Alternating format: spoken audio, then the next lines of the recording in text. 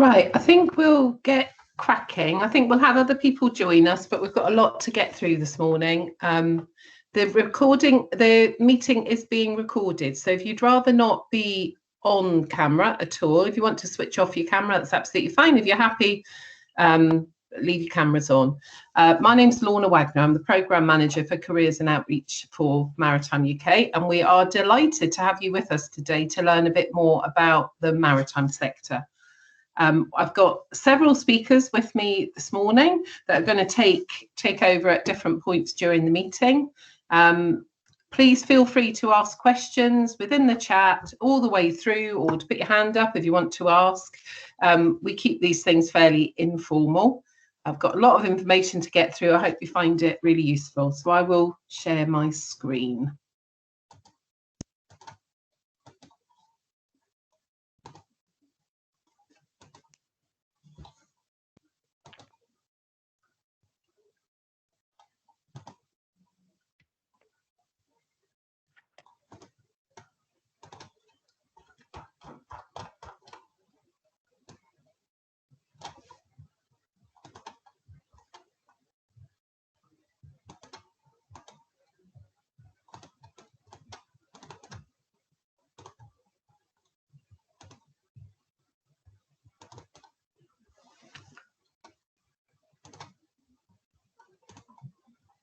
So I hope you can all see that, our logo.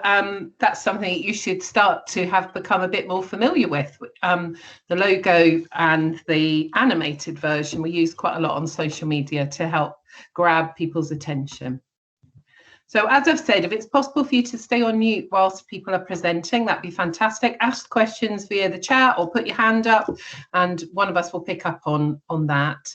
If you can put your name and the name of your organisation in the chat, that would be really helpful for us because it helps us know where you've been, and I can then issue you with a CPD certificate. So we'll do introductions. Ian is here and he will talk about the whole sector, and later on down the list he's going to talk to us about apprenticeships. Karen has joined us and she's going to talk about what it's actually like to work in maritime. Rachel's with us and she helps to run the Careers at Sea programme as part of the Merchant Navy Training Board, so she'll talk to you about that aspect. And then we have Blue with us, who is going to talk about leisure marine and the leisure industry, and I will close the meeting. So let's just start at the top and talk about what maritime is. One forward. The maritime sector is massive. It employs more than 1.1 million people in the UK. Huge numbers of different industries that are part of the sector. Everything from marine biology to ports, harbours, marinas to naval architecture and beyond. And really the aim of this session today is to whet your appetite and to help you. By the end, I hope you'll feel that you understand the sector a little bit better and therefore are better able to answer young people and adult job seekers' questions when they're with you. So I'm going to hand over to Ian. And Ian, if you just tell me when you want me to move on to the next slide, if that's okay. Yeah, thanks, Lorna. We'll go on. Yeah. Okay. Morning, everyone. I'm Ian McKinnon. I'm Secretary to the Maritime Skills Alliance, which is an employer-led body covering the sector. Down the bottom of that slide, you'll see there's a web address.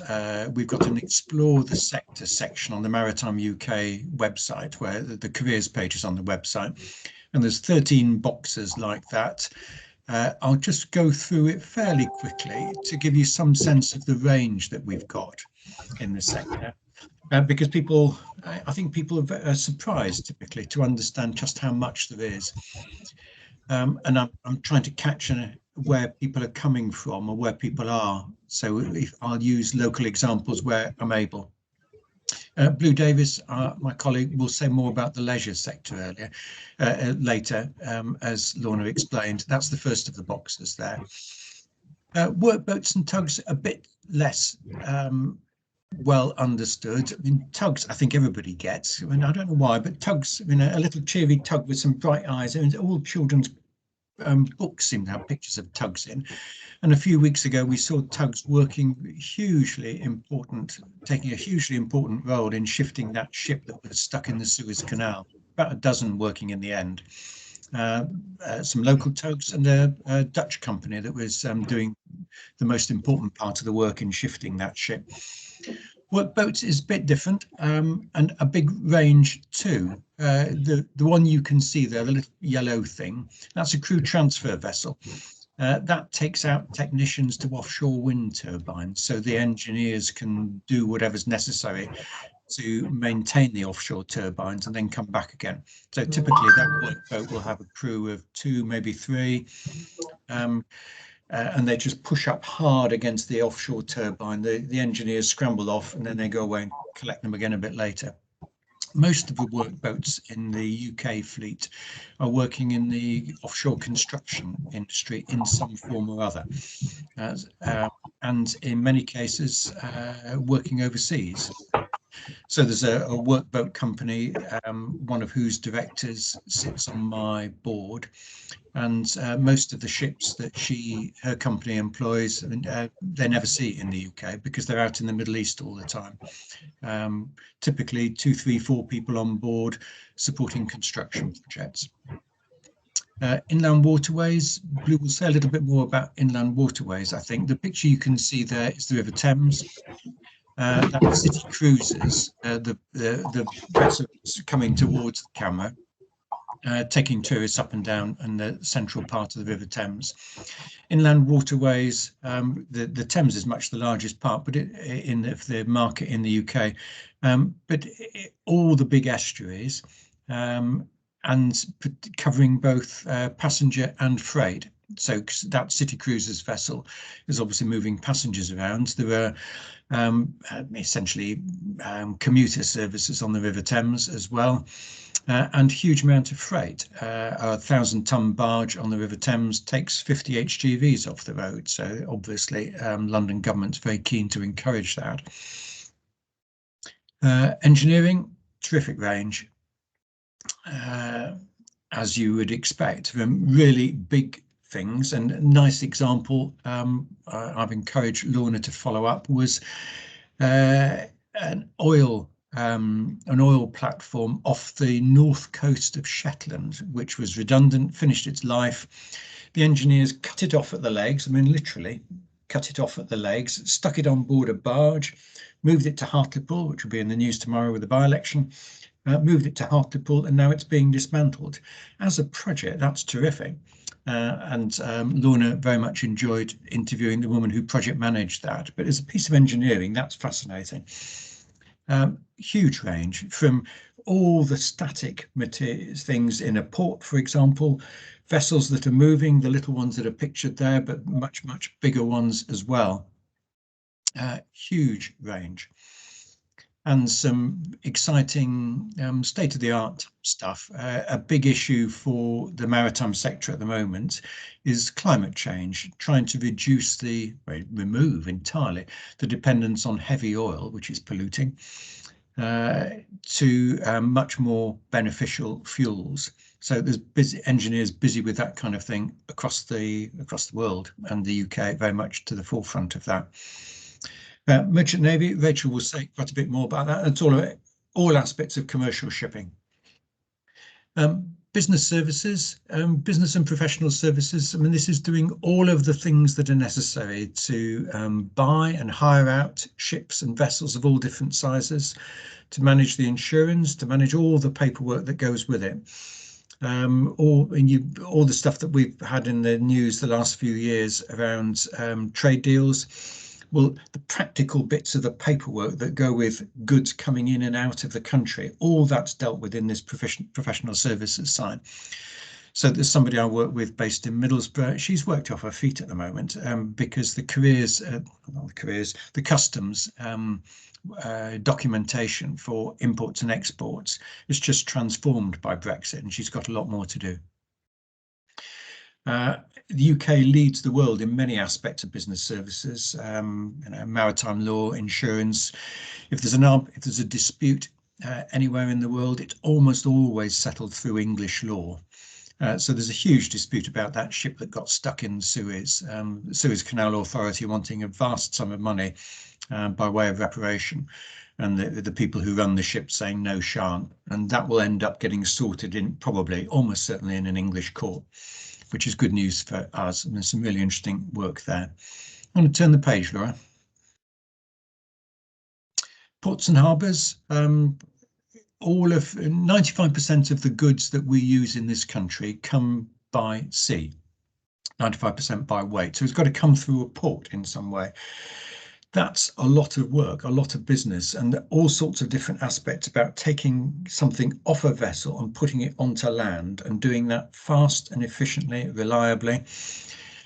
Typically doing it at a time which is a bit unpredictable. A vessel may turn up at 2 in the morning, having previously said they'd turn up at 5 because there's something going on with the weather, say, and you've got to be there and you've got to respond quickly. Ports make their money by doing these things efficiently and effectively. And one of the curiosities of the way the world market works is that if you're importing stuff from the Far East, it really doesn't make a huge amount of difference. If you turn left and go to Felixstowe or turn right and go to Rotterdam, by the time you've come through the English Channel. So it's hugely competitive, but competitive internationally.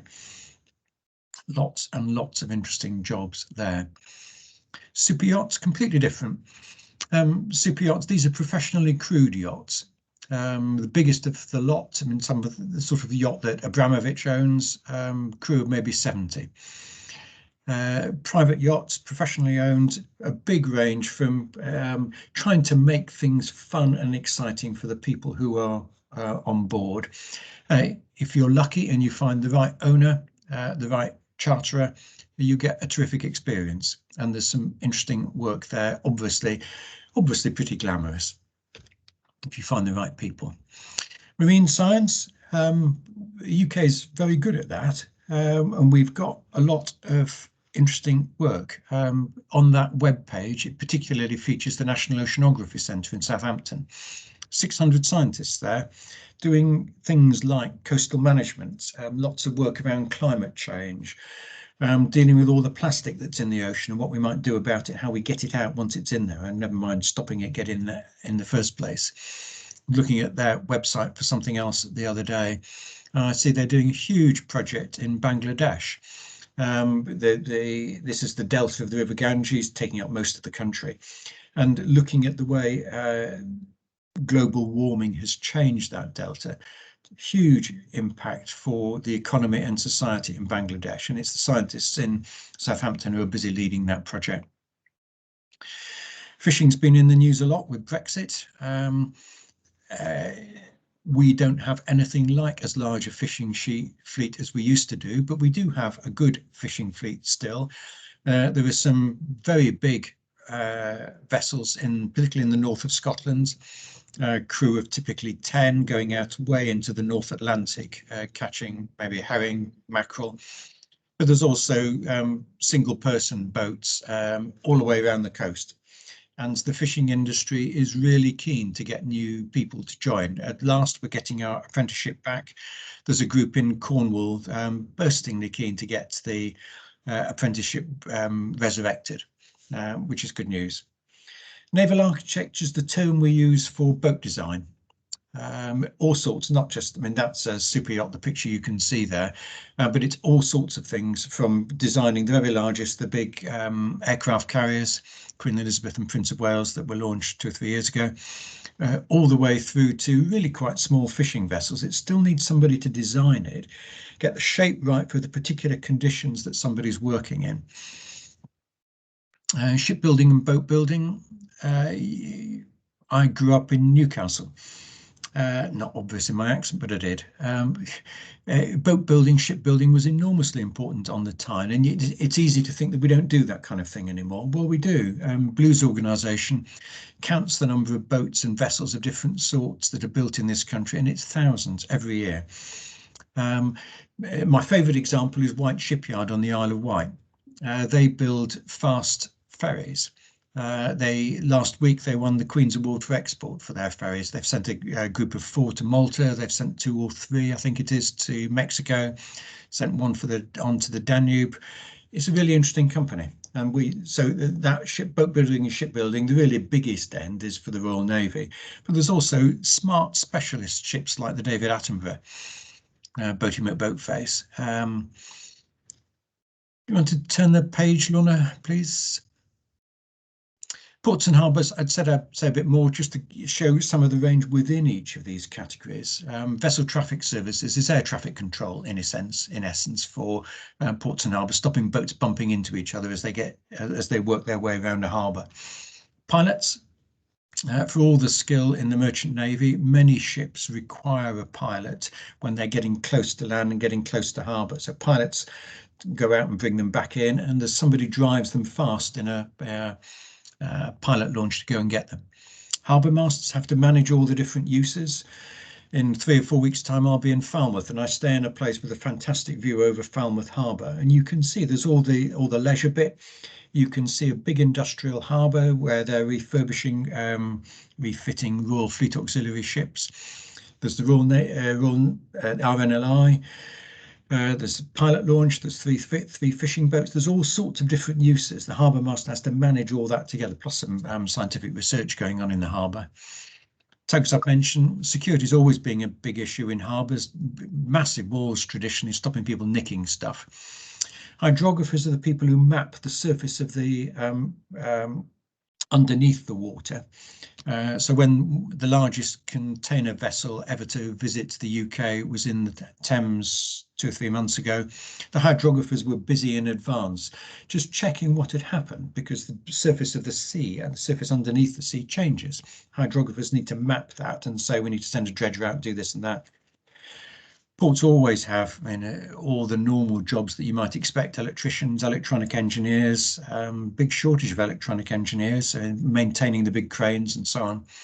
Port agents manage all the paperwork. Change the slide, Laura, please. Lorna. So who does maritime suit? I think it's the whole range. People with PhDs who want to design floating offshore wind turbines. We've got some in Orkney, designing some for Cornwall.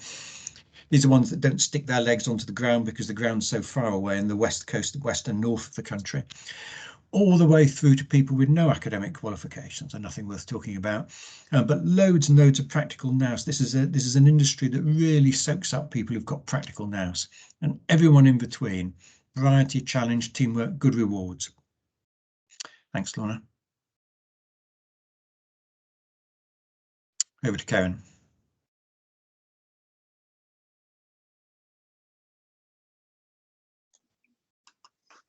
Thank you, Lorna, and if you can just go to my first slide, please.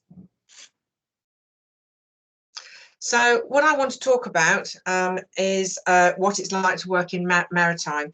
And by way of introduction, I'm an HR director. So I do people by profession.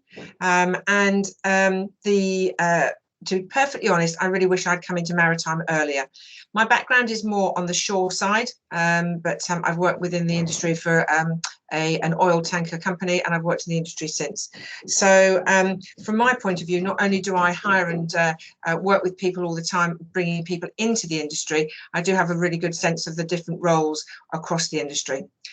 Now you're wondering, okay, why have I put a slide up like this? And this goes back to when I asked the question, why do I, what's it like to work in maritime? I recall a situation I had about 7 years ago now, when I was asked to go to talk to a group of school children, who were about 8 or 9, and we were playing a game, if you like, as in what's my line. For some of you might not remember that, but it's what do I do? And bearing in mind at the time, I was an HR director, but obviously working within an oil company. I didn't quite know what to take with me. So what did I take? I took bananas. I took bananas because I couldn't take oil. I took a mobile phone because actually, in terms of the mobile phone, it's actually connecting everyone around the world. And one of the things that Ian sort of mentioned briefly, but we do realise in maritime, is it's really global. So the actual the iPhone or whatever the mobile phone is there, not only did it probably arrive by sea, but actually it connects everyone with the world. And also the globe is stressing the fact that everything else is global.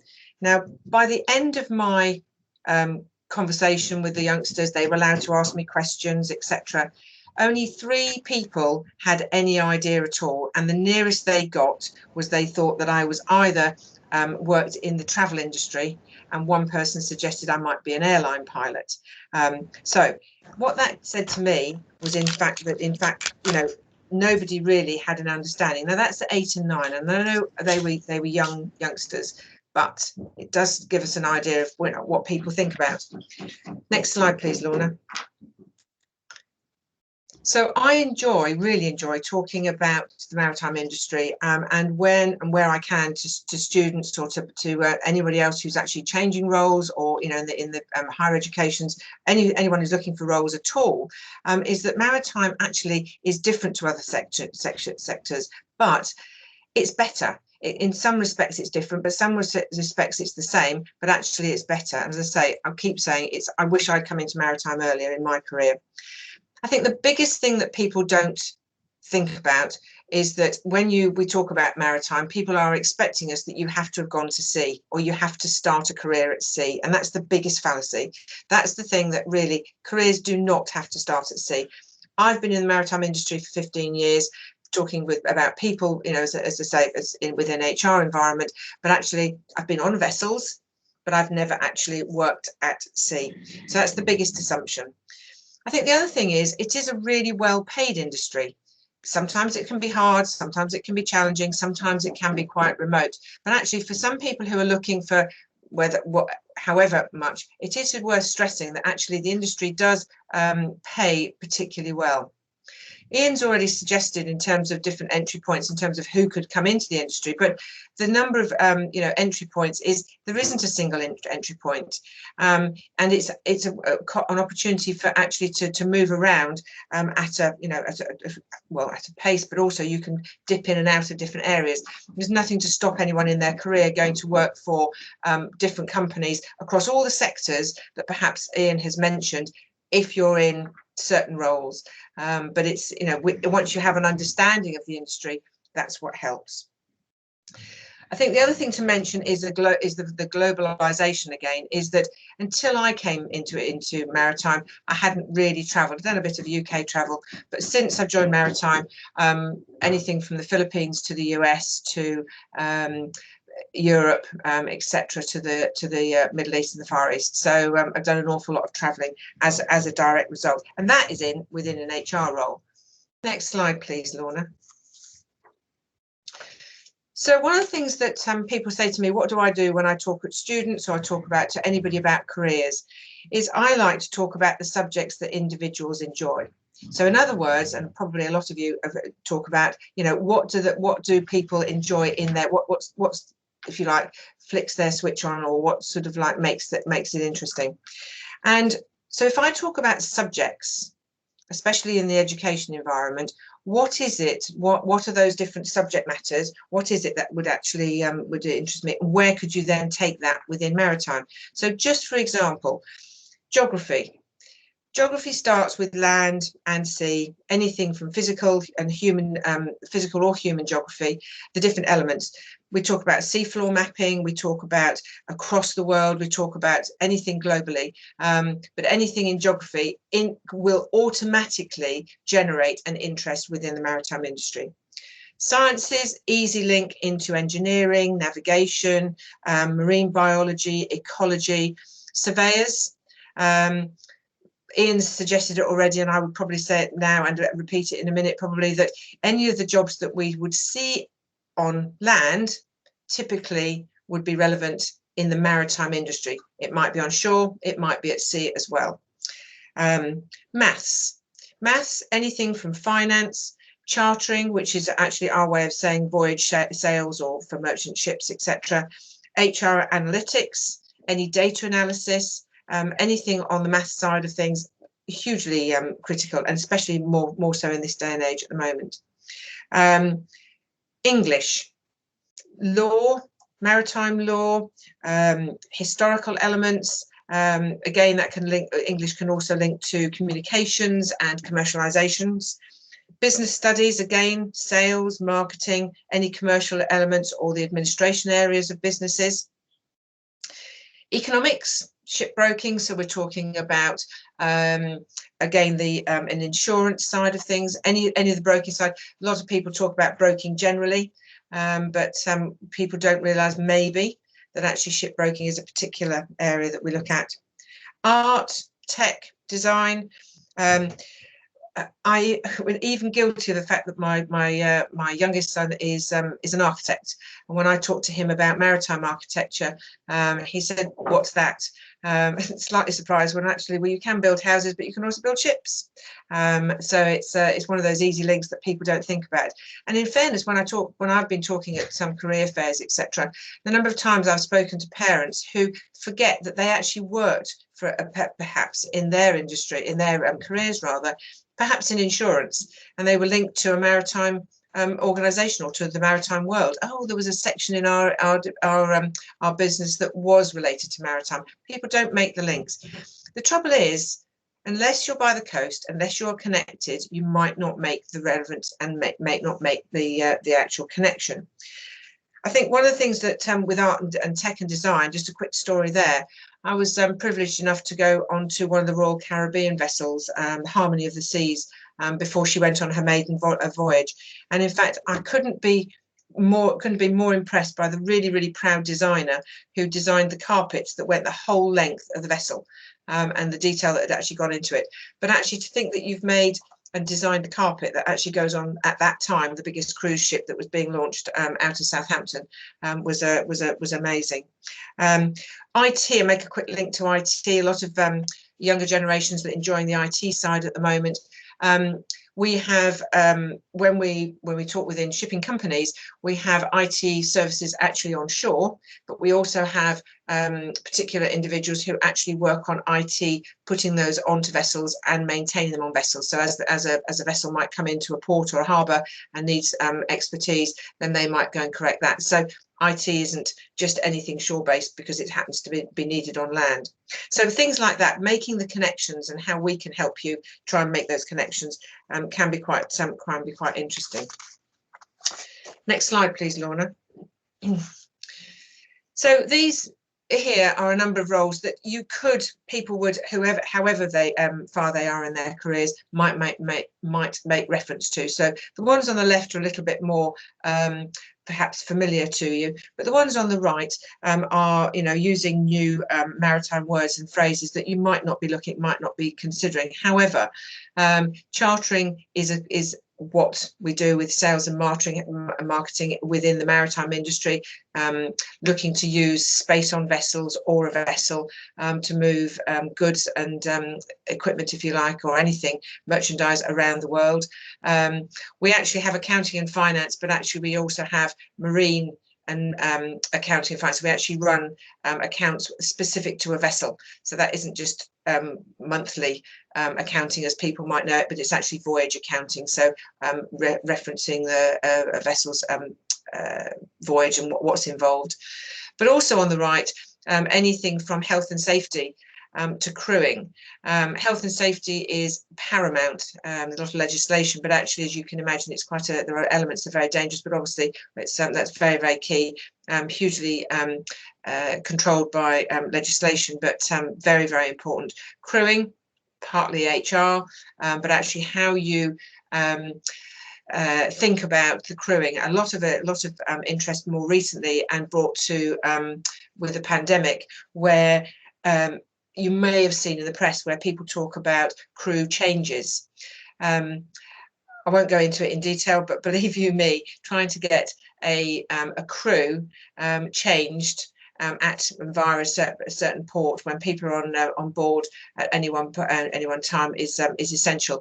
Crew would be at sea for anything from 3 months to some of them up to 9 months and even longer. We've got some very big some sad stories, but some also exciting stories. But it's been difficult in the pandemic trying to get the crew in the right place at the right time to make the right changes and to keep the vessel afloat safely and the cargo to the right destination at the right time. So the logistics in that are amazing. Purchasing, bunkering, shipbroking, all terminologies, but all within the commercial side of the maritime world. Next slide, please, Lorna. So who and where? I think this is the biggest thing where we talk about how can you make connections.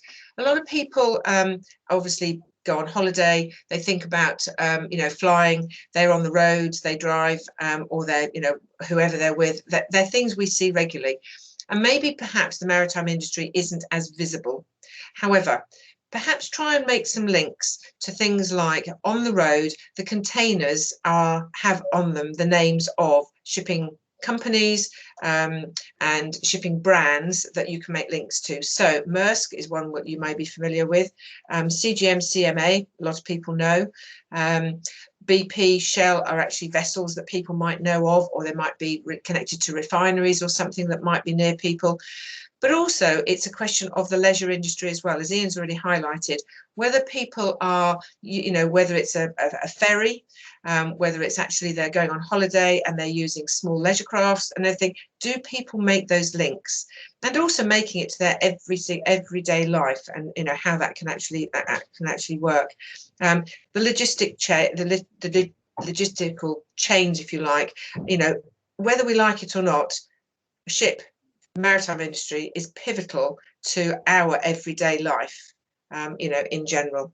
And I will just share one story. I was out for when we got released the other week, out for a well-deserved lunch, and I went down to a little harbour near where I live called Brightlingsea, and I saw a young person dredging the harbour. And it wasn't until they actually stepped off. They had a hiccup with their boat actually, and a pipe broke. So the person stepped off, called for some help, and it was a young girl. And she stepped up, and I actually went and introduced myself, and I spoke to her. What it turns out is that this young lady is not only going through a degree in ecology down in I can't remember where it is, down in the West Country somewhere, and because she does holiday work, she dredges the harbour at Brightlingsea. She loves it. She's not going into the maritime industry, but also as a summer job, she works the passenger ferry that goes across from Brightlingsea to Osey Island, and Osey Island and to Mersey, beg your pardon, Mersey. I was then introduced to another young girl who was and the harbour master, and it turns out this other youngster had started life desperate to be a veterinary surgeon. She's gone through a veterinary training. She cannot get a job for love or money, found it very, very hard. And she was getting disillusioned. So someone introduced her to the harbour. She's local again. She's carried on. She's now doing a link into Ian's section in a minute. She's now doing an apprenticeship with Brightlingsea Harbour. And she now is pursuing a career in maritime because she has been so enthused by knowing what's around her coast and the variety of the jobs that she does within the harbour as an everyday life. So if anyone wants to have a quick look, her name is Ellie Jane, and certainly have a look at her link, but she's an apprentice in Brightlingsea. So to me, I'm very passionate about the industry. I wish I could tell you more, do lots and lots and everything, but what I would leave you by saying is that I wish I'd come to maritime earlier, because no two days are the same, and I find it exciting, and I'm excited about what tomorrow will bring as well. So enthused to others as well. So handing over to Ian, who can now talk to you about apprenticeships. Thanks, Karen. Just go straight on to the next slide, Lorna. Yeah, thanks. I'm going to talk particularly about maritime apprenticeships. It says Marine Society there because I'm stepping in for a colleague, which is why you're hearing me twice. Daryl from the Marine Society would normally do this slot, but he's not available today. One of the things Karen said was that you don't need to go to sea, you don't need to get wet to work in the maritime sector. There are apprenticeships in the seagoing side, and it was just interesting as an example, particularly with ferries. Caledonia and McVane in the west coast of Scotland, where my family comes from, English Channel. If you work on one of the ferries on the English Channel, DFDS or P&O ferries, you typically do 2 weeks on board and 2 weeks off. So although it's only a couple of hours going across the channel, depending on which route you do, you live on board for 2 weeks, and then you get 2 weeks off to do whatever you like with. And that's an aspect of the maritime sector, the seagoing sector, that loads of people find very appealing. And both those companies, as it happens, run really first-class apprenticeships. We've got relatively small numbers in the maritime sector for the numbers of apprenticeships available, but they're good quality. When I follow the story with the rest of apprenticeships across the economy, and in many cases there's worries about how committed the company is and whether it's cheap labour and all that kind of thing. I think we can be really confident in the maritime sector that there's a good range of well-meaning companies that are genuinely putting things into it, putting their heart and soul into it. And think of it just from a practical point of view. If you're sleeping on board a ship because you're living on board for 2 weeks or 2 months, whatever it is, you want to be pretty confident that the person who's in charge, the person who's steering, the person who's keeping watch, literally keeping watch, knows what they're doing. So you train them properly. It's in everyone's interest to get these things right. Shoreside, lots of examples, particularly in the ports. Blue might say a bit more about marine leisure sector, which is very much his field. A range by age too. We quite a lot of apprentices who are straight out of school, 16, 17, 18 and so on, as is common, but also people a lot older. I've done a case study of somebody who started their apprenticeship on the River Thames, and he'd been doing relatively low-level jobs in cruise ships. And when he got married and his little boy turned up, he decided that was enough, and he's retrained as a boatmaster. I'll use boatmaster as an example in a minute. And quite a lot of the apprenticeships we have in the sector are recognising that people do come ashore, as we say. They've been to sea and then they come ashore and essentially need retraining, want retraining, building on their seagoing experience for a second career.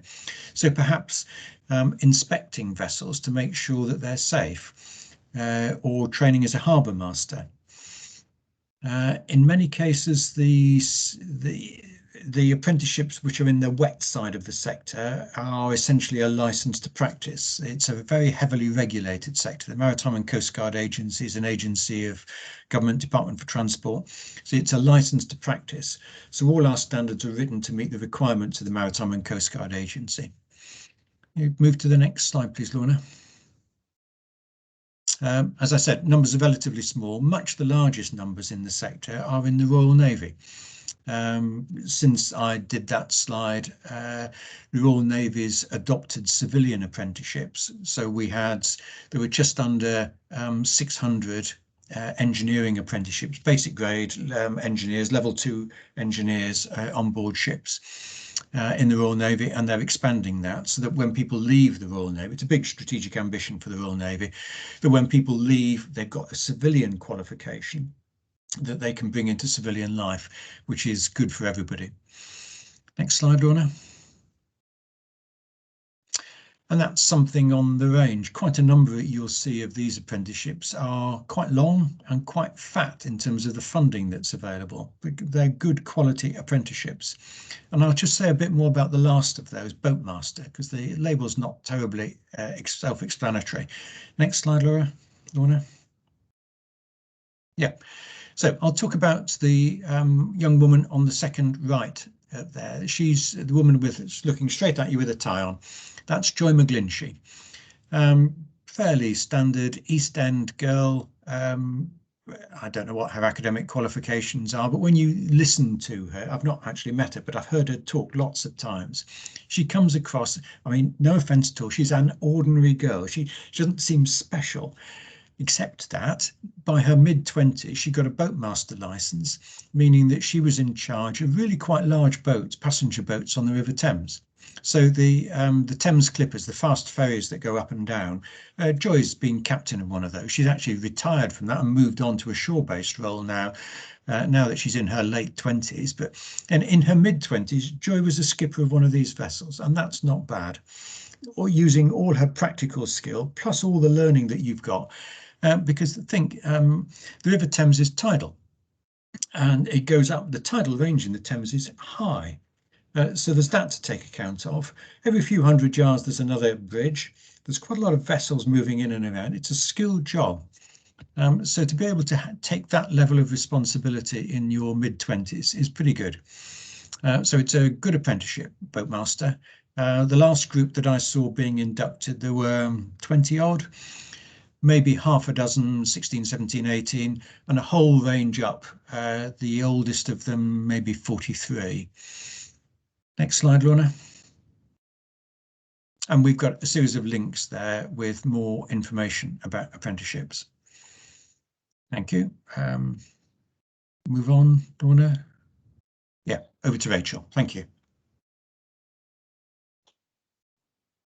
Thanks, Ian. Hi, everyone. Like Ian said, my name is Rachel, and you have heard from lots of the other speakers that there are lots of different pathways into the maritime industry, and the one that I'm going to talk about is working on board ship in the Merchant Navy. So if we could go to the first slide, please, Lorna. Perfect. So this is a kind of screenshot from our website, careersatsea.org. And just a quick summary of what is the Merchant Navy. I think Ian touched on this slightly earlier in this meeting, that it's everything to do with commercial shipping. So think ferries, cruise ships, tankers, container ships, anything to do with the commercial side that isn't part of a country's Royal Navy. So that's the what the Merchant Navy is. Overall, and obviously the Royal Navy is another part of working on board ship, but this is a slightly different kind of system and qualification. So that's what we're talking about here. So when we say Merchant Navy, we can think about things like research, transport, support, and travel. So with travel, you can think of things like the ferries and the cruise ships. We've also got research, like there's a photo there from one of our ambassadors of a vessel working in the Antarctic, working on kind of research over there, as well as support, for example, some vessels that work in kind of supporting different things around the coastal areas. So there's a massive range of different vessel types and different things that you could end up being responsible for or taking part in, depending on the different vessels. And as you explore it more, like the others have said, that the experiences on different vessels will differ depending on things like crew size and what kind of journeys they're doing. And as well, like many people have said, it's global. So it could be working around the UK or on the other side of the world. So it really is very global in its work. Can I have the next slide, please, Lorna? Perfect. So on our Careers at Sea website, what we have is all the information about how to start a career on board ship in the Merchant Navy. So this can be, for example, what kind of specialism you want to work in. So that's deck or engineer. So obviously with some of these ships, and again, the sizes of them, all the way up to the tankers, which are around 400 or even more than 400 meters long, all the way down to the tugs that were mentioned earlier, which are smaller, but by no means less powerful. They play an incredibly important role. But the different sizes, all of them will have an engine which will help to keep the ship moving, and there'll be teams of people who will work on keeping everything from the engines running to the radiators to water systems. And if you think of some of the more complicated vessels, so to speak, say cruise vessels, which have got a huge amount of electronic sections, as well as lots of different areas that need to be kept on top, you'll have engineering as well as electrotechnical roles, and that's where we've got roots at the top there. So you've got the deck officer, engine officer, and electrotechnical officer. The deck or navigation officer will be the team that is responsible for getting the ship from A to B in terms of navigation, and they'll also play a part in safety. So every person on board ship will have responsibilities for safety, but there'll be certain particular roles that will kind of oversee them particularly. And that's again where some of the ratings and apprenticeship routes will come in. So we've spoken a little bit about apprenticeship routes before, and they'll also have them on board ship in the Merchant Navy. And again, they will also be involved in safety. And if you think of things like cruise ships and ferries, for example, when it comes to safety, it's not just the safety of the crew, but also of all of the passengers, and making sure that they're able to help to support everybody on board ship to deal with anything should anything happen, and there'll be kind of drills that are run and safety sessions that are run. So the range of skills as well working on board ship is huge, and you'll find all of the information about the different roles on that link there that I've included, which is a page called Choose Your Role, and it will kind of break down all the different roles that go on. And like we said, there's we talked about different types of ships earlier on. There's a little bit of explanation about what type of ships you could work on and who you should apply to. Because what's really great about merchant navy training on board ship is that the training is fully sponsored. So you apply to a sponsoring company, and we do have a list of all of the sponsoring companies on our website as well. And you'll see within those sponsoring companies that there'll be some who work in particular vessels, some that have got more of a range of different vessels, and everything else in between. So there's a good kind of explanation there as well as to what kind of ships and companies they can go to and when to apply. And like lots of people have spoken about here, when you're working on board ship, you could be on board for lots of different times. So there'll be different rotas, but it's not your standard 9-to-5 job. So if you've got people within your kind of schools or colleges or any adult learners or job seekers who are thinking they don't want to have a 9-to-5, they're not interested in that side, then something working on board ship in the Merchant Navy will certainly be able to fulfill that side as well. Can I have the next slide, please, Lorna? Perfect. So I'll also speak a little bit about the other side of ambassadors after, but for Careers at Sea, we have a specific group of Careers at Sea ambassadors, and all of these volunteers have had first-hand experience working on board ship to some capacity in the Merchant Navy. So as of the second point, some of them are currently training, some are newly qualified, and some have progressed to careers both on board ship and ashore.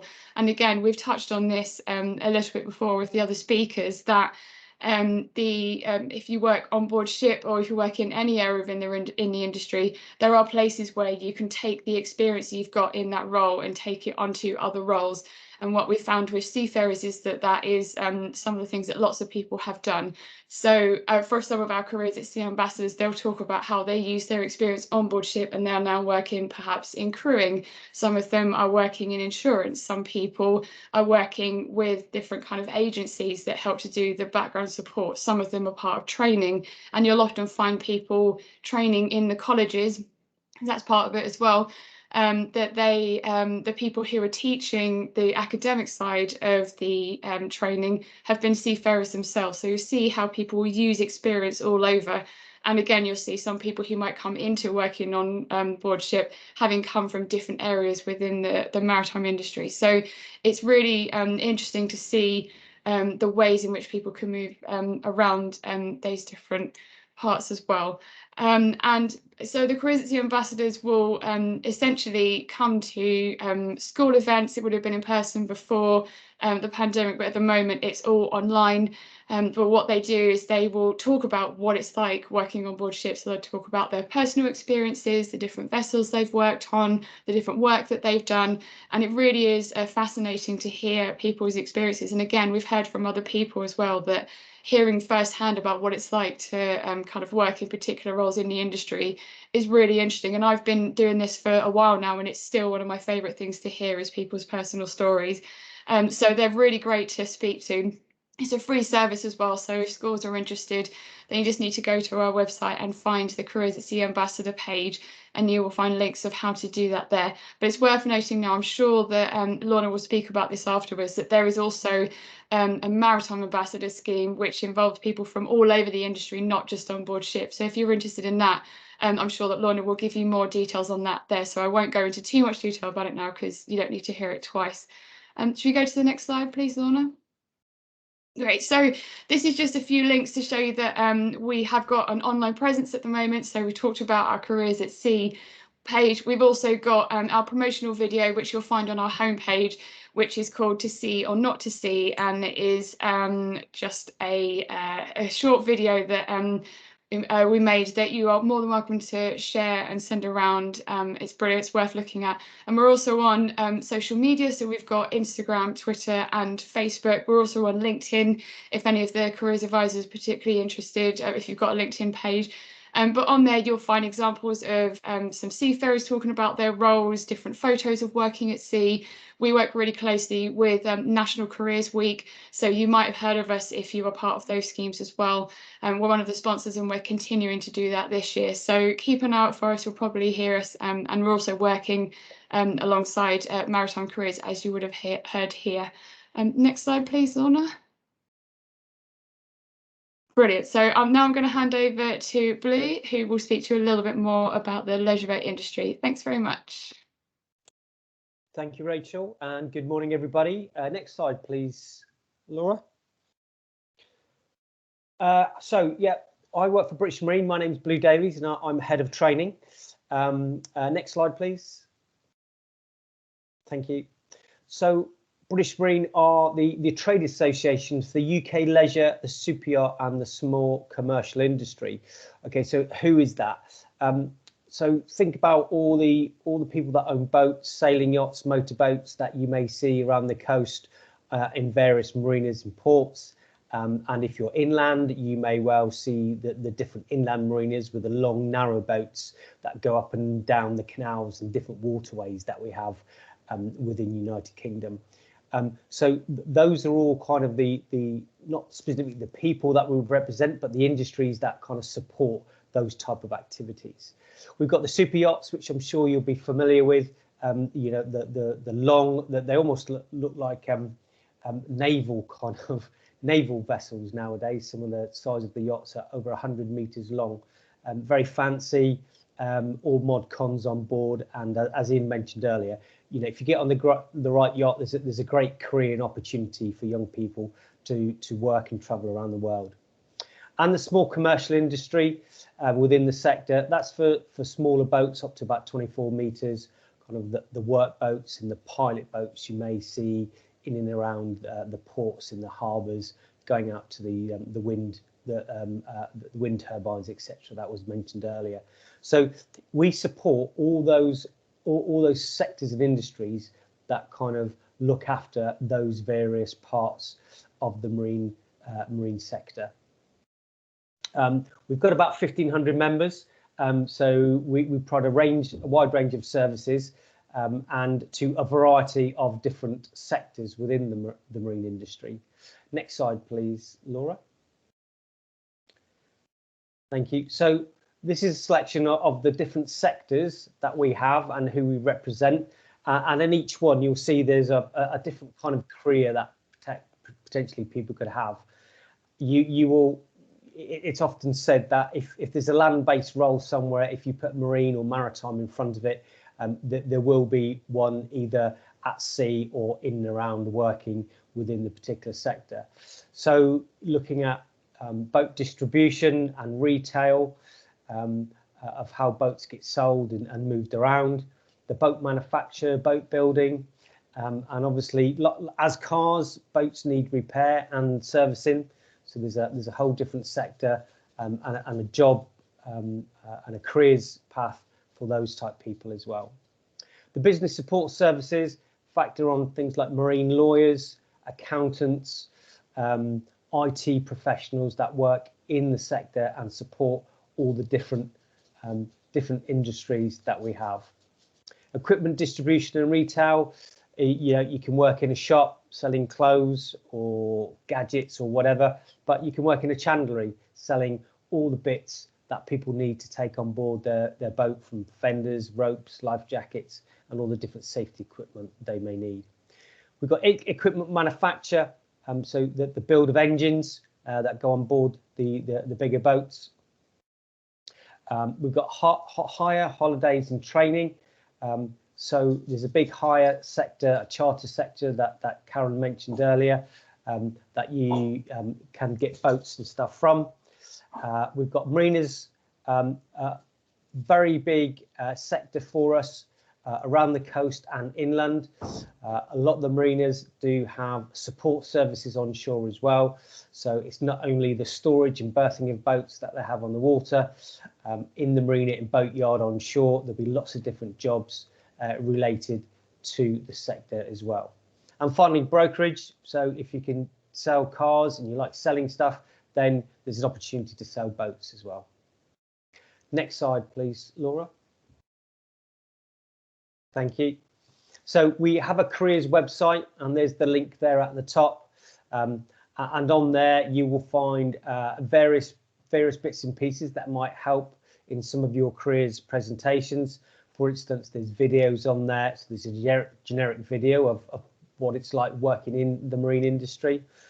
There's one for Scotland on there, There's one for the Southwest. And now I think we've got some people from the Southwest on the call today. So there's a specific one for the Southwest region as well that we have produced.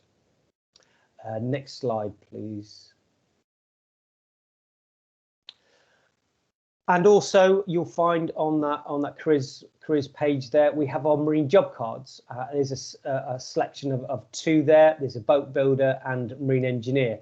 And if you look a bit closer on them, what it does, it tells you a little bit about more about the job, the kind of skills you may need, the qualifications that will be useful to get into that particular role, the kind of salary you could expect, and what kind of where it all fits in the grand scheme of how the sector works. So they're very good for having as part of your careers presentations to give people a little bit more information about each role. Next slide, please, Laura.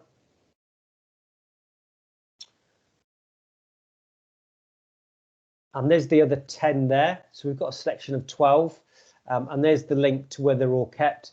What you can do is click on that link, go into each one, and you can download them. So if someone's interested in boat building, you can download that particular card, print it off and give it to them. So they've got the detail, they can share it with their friends, take it home, show their folks and all that kind of stuff. So they're very useful for you as careers professionals to understand a little bit more about each job role, and they're great for your students just to take away and have that as a little keepsake and something to kind of work towards if that's their chosen kind of career or job they're looking to do.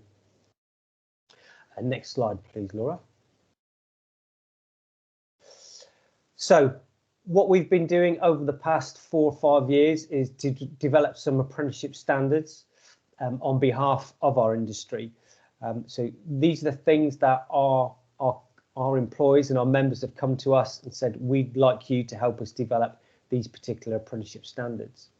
So for each one of these, there is a career pathway for people to learn whilst they're on the job, develop a load of different skills whilst they're on the apprenticeship program, obviously getting paid, and will lead on to further career progression for them.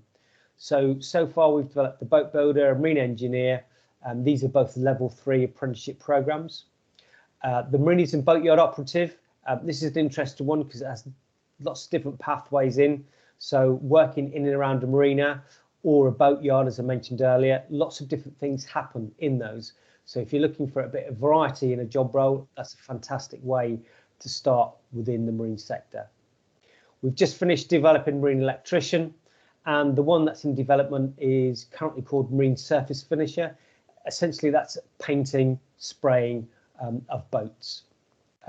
We've developed that in conjunction with the automotive and the aero industry. So that's quite an interesting one for us, the way that's been developed in working in partnership with other sectors as well. Companies may also employ apprenticeships in different roles as well, business admin, support, IT, fab and weld, engineer, manufacture, and all the other vocational apprenticeship programs that pretty much are available. There's an opportunity for most of them to be done and completed within the marine sector. So lots of opportunities for young people to start off a career. Next slide, please, Lorna, sorry. For us, our big event each year is the Southampton International Boat Show every September. Unfortunately, it didn't happen last year for reasons I'm sure you'll be well aware of. But this is a great event for us where we bring a lot of our members together to showcase all the products and services that they have available to them. We have a purpose-built marina that's built out in the water in Southampton waters, and on shore we have 3 massive parks where all our members and exhibitors showcase all the products that they have. Great day out, and there's an opportunity there for you to bring your students along. There's an email there, schools@southamptonboatshows.com. If you drop a note into the guys there about bringing your students to the show in September, they'll get back to you with all the details. So it's a great opportunity to see it all happening, go on board different boats, see what they've got to offer, talk to people within the marine sector about jobs that they do. It's a very friendly sector. It's people's passion. Not only do they work within the sector, but a lot of them have boats, motorboats, sailing boats, dinghies, paddle boards, canoes, whatever it may be. So they're very passionate about what they do. And one of the things that we do at the show is we celebrate all our apprenticeships that graduate over the previous 12 months. So wherever they've been working, whatever job they've been doing, whether they're a boat builder, whether they're a fab and welder, whether they're a marketeer, whether they're in business and IT, we bring them all together. We have a short presentation by a guest speaker. In the picture there, we've got Monty Halls, who is a TV broadcaster, marine biologist, ex-Royal Marine. We give them some lunch, celebrate their success, and at the end of it, they get a presentation from us with a certificate and a well done on achieving their apprenticeship program. So we celebrate the success of our young people who complete apprenticeships and welcome them into our marine sector. And next slide, please, Laura.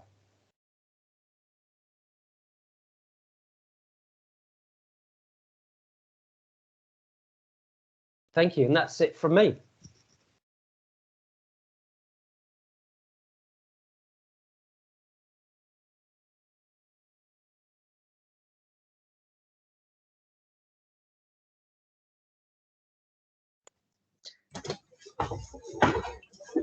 Hi, I'm coming back into the meeting. Sorry, I've been silenced for the whole of it, which is very difficult for me. I will reshare my screen again now. I could hear things popping in. I zoom into the chat, but couldn't see it because I was screen sharing. So if you'll forgive me, I'll go back to that just to finish off the session.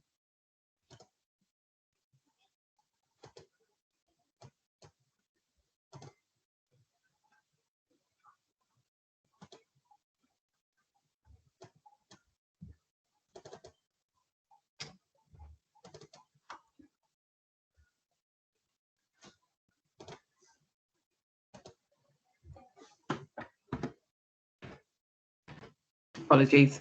So that's a bit of a whistle-stop tour around the maritime sector. So, but what are the key messages that we would urge you as key influencers with job seekers, young people and adult job seekers? Karen talked about the fact that it's a well-paid career, that we are significantly above the national average wage within the sector. Lots of different ways to come in, whether it's an apprenticeship or a cadetship. I mean, my job prior to taking on this role was as head of learner journey at an FE college, which is 6 miles from the international port in Southampton. I'd never heard of cadetships before I started doing my research for applying for this job, and that was one of many eye-openers since I've moved into this role. So cadetships, apprenticeships. Very often I talk to people and they talk about finding themselves in maritime because they were following a career in finance or marketing or in carpentry and joinery, and they found themselves working in the maritime sector. And what we're trying to do is to raise the awareness of the sector and the opportunities so that people seek us out. A green revolution. The industry is going through a massive change. Apart from anything else, we have been tasked with being carbon net zero by 2050, and that's less than 30 years away. And I was in a meeting first thing this morning where they were talking about a plan towards that. And in the same way as the government has been talking about us not being able to buy petrol cars from 2030, there will come a point, there's a consultation just about to be opened out to the sector about not being able to buy diesel powered vessels. And I'm not sure about the dates, so I'm not gonna guess, but you know, when we're little and we draw pictures of cargo ships or cruise ships, we draw the funnel and we draw the black smoke coming out of the top of it, and that there's a huge amount going on there.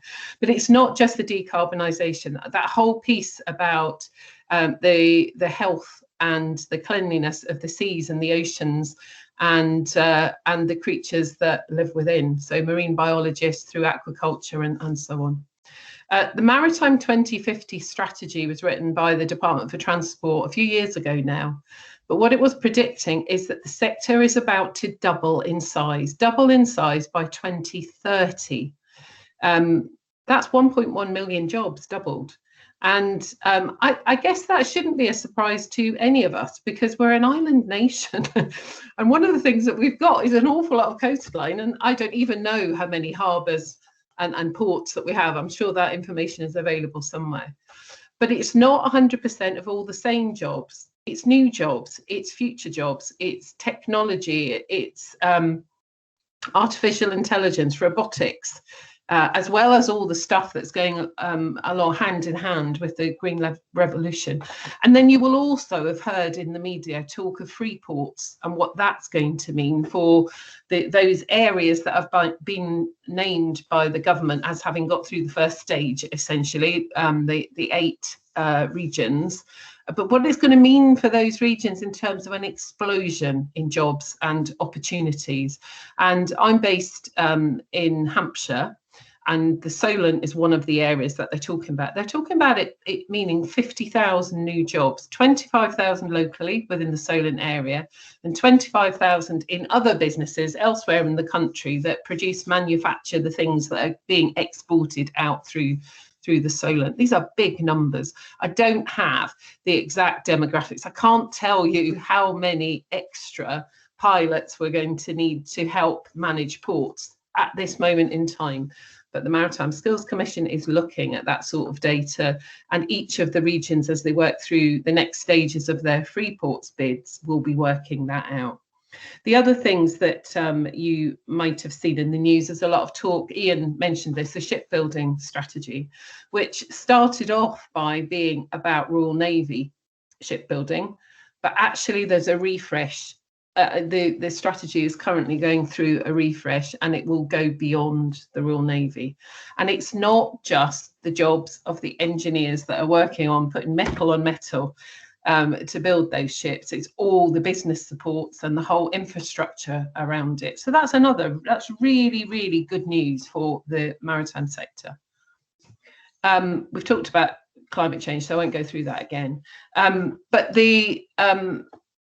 we hope that by attending this session this morning, that you'll feel more confident in sharing news about the maritime sector. So what can we do for you? So I said at the beginning, I'm the Programme Manager for Careers and Outreach. I've been in post for a year now. We have continued to add really good resources to the careers area on the website. We have a careers professionals network. You may or may not be a member of that network, but you're very welcome to join. We've got over 270 people in the network now, and they are in all 4 member nations of the UK, because we had someone from Northern Ireland join us a couple of months ago. That is a way of me talking directly to you, sharing newsletters with you, sharing information about upcoming CPD sessions, news and issues and things, resources that might be of use to you in your work. We have, as Rachel described, our own ambassadors network, which is the aim is to represent all the different industries in the maritime sector, to have an ambassadors network that is made up of a diverse range of individuals, but also that we cover geographically the whole of the UK, because ultimately we would hope that your careers events will start to be face-to-face again, and you'll be asking for visitors to come into your school or college to support assemblies, or to support project work, or to help with mock interviews, or to support careers fairs, or whatever it is that you've got planned, and that our ambassadors would be able to help you with that. Just to give you an idea, as of yesterday, we were told yesterday we now have 113 ambassadors. We launched the network in late September last year. We've already spoken to over 12,600 children. Now, maritime wasn't formally one of the search criteria on the Inspiring the Future website, but we got that fixed. And we're told by Inspiring the Future, because it's a new search area, that it's quite interesting to schools and colleges, and that's why we're getting so many bookings. So if you're not already part of the Inspiring the Future family, it may be something that you want to have a look at. It can be best described, if you'll forgive the comparison, to like an online dating site, in that the school or the college goes on, you set up a profile, and you can upload your careers events and your requests. You make your requests through the website. So you might say, we're doing mock interviews we were talking to a school yesterday that are hoping to do face-to-face mock interviews in July, and they are going to use Inspire in the future to access the people to come in and do those interviews for them.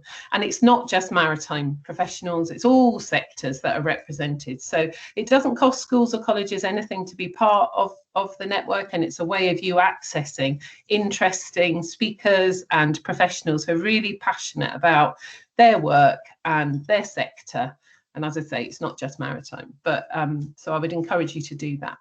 The types of resources that we've got on the website include virtual tours of sites and vessels, and these have proved to be hugely popular. The last time I looked at the data, they'd been viewed 6,700 times or something on YouTube. And there's only 13 or 14 videos, so they're obviously getting lots of hits.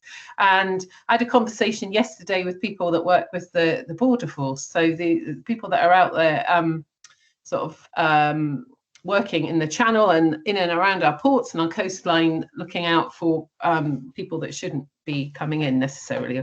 But I was talking to them yesterday about whether or not they could do some virtual tours for me, and they were very keen to do so. So continuing to add to that so that young people and adult job seekers can see what it looks like behind the doors of a port or behind on a vessel. Behind the scenes on a ferry is another one that I'm pursuing, because I thought that'd be quite interesting if we get onto the bridge.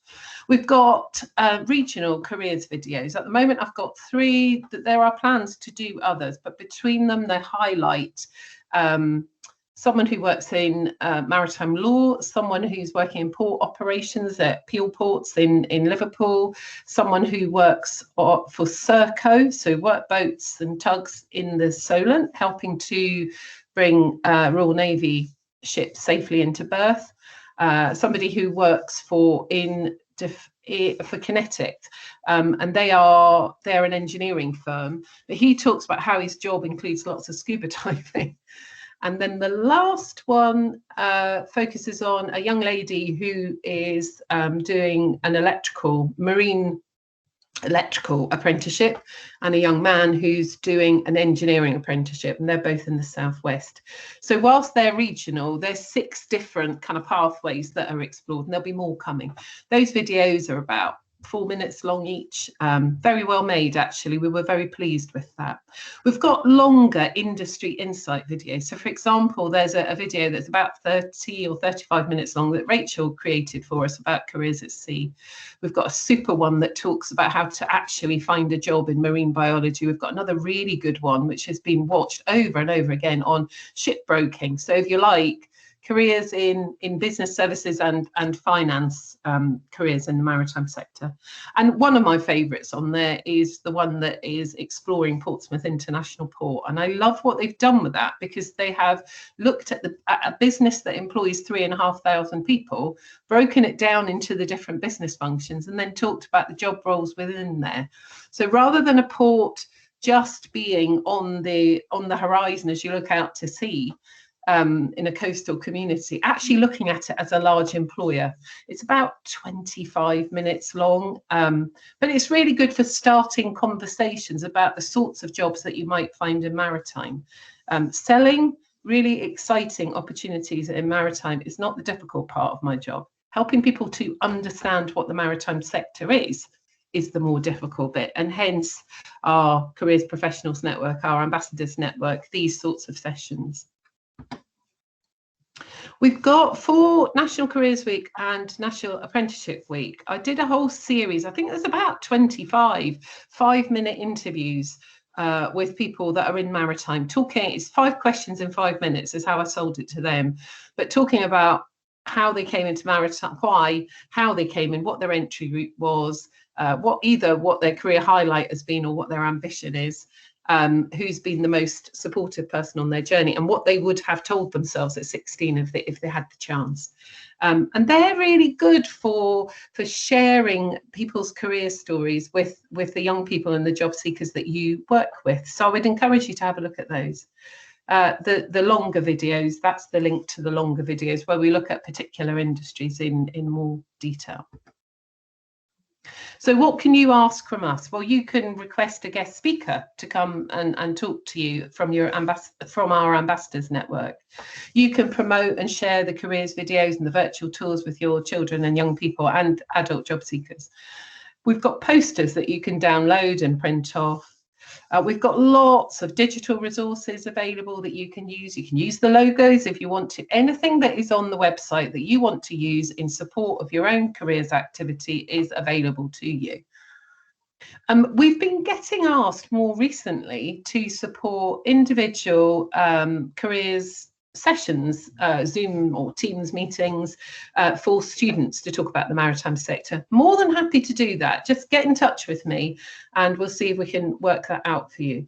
We've done sessions where we've had a number of ambassadors supporting. We had one in January where a secondary school provided a maritime careers session for the whole of their year 10. So it was 200 and something students, 218 I think, and we had 5 ambassadors that came along.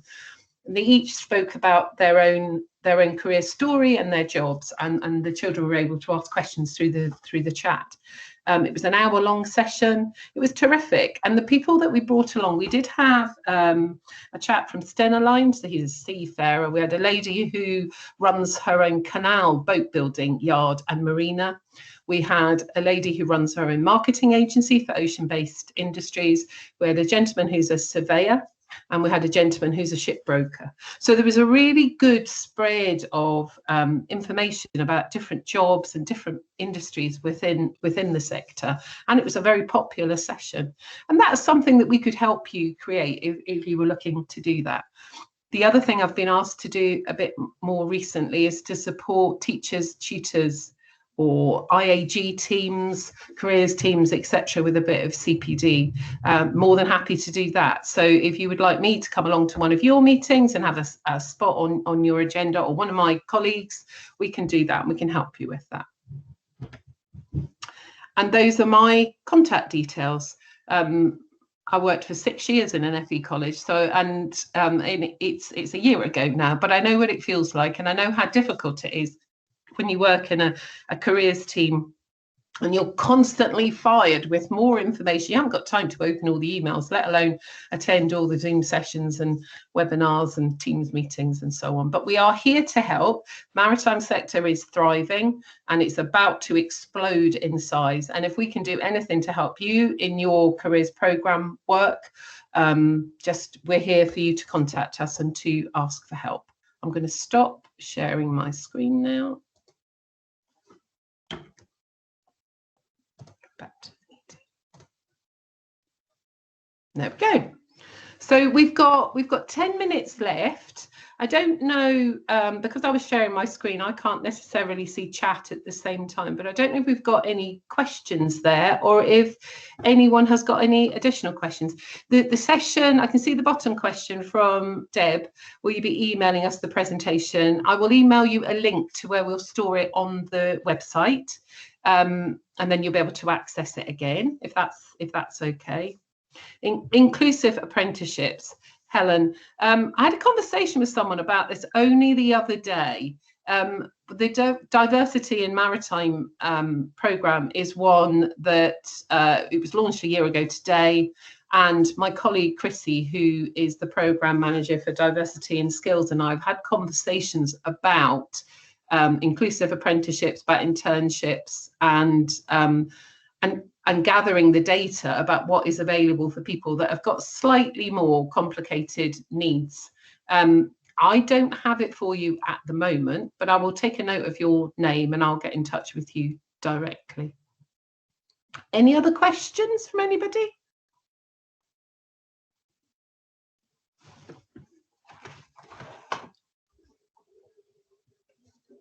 I mean, the other things I was going to add, so this is our general maritime awareness session. So we're hoping that we whet your appetite and you want to find out more about it.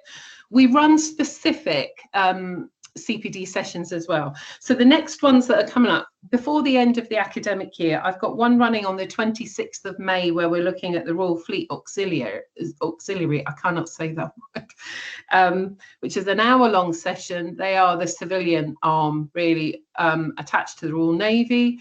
If you're interested in finding out about those careers, the RFA are coming along and they have a very interesting session ready for us. So that's the 26th of May. We're looking at careers at sea and super yacht crewing on the 23rd of June. Again, that'll be an hour-long session.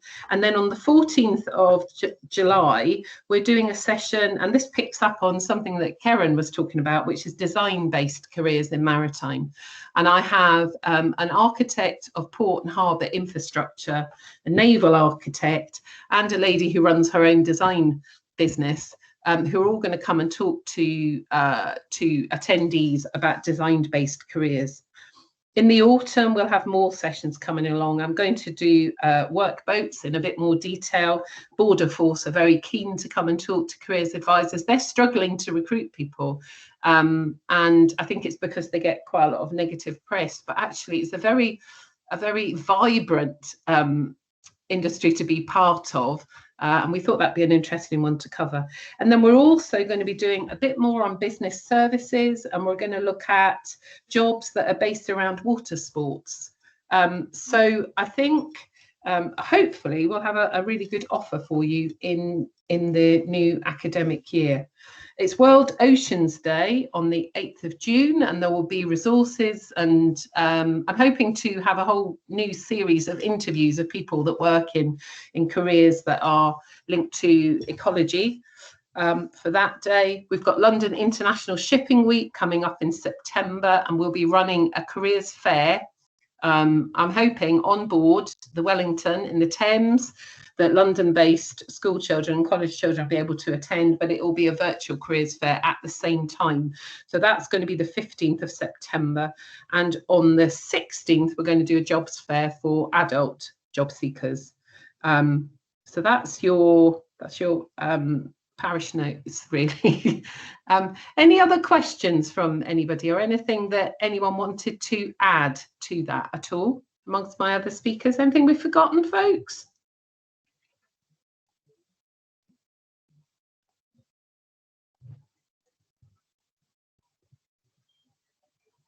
No, I'm not seeing any hands coming up. As I say, we will, if you've put your name and your organisation into the chat, if you can type that in for me, please, I'll make sure that I send you a follow-up email with the links and so on. The session has been recorded and it will be kept on our website. And hopefully, as I said, if you're not already part of our Careers Professionals Network, you'll join us, and you'll join us at some of our other CPD sessions over the next few weeks. But thank you very much for giving us your time. And we finished 6 minutes early, which is unheard of with online meetings, so that's fantastic. But thank you for your time, and we'll see you again. Bye for now.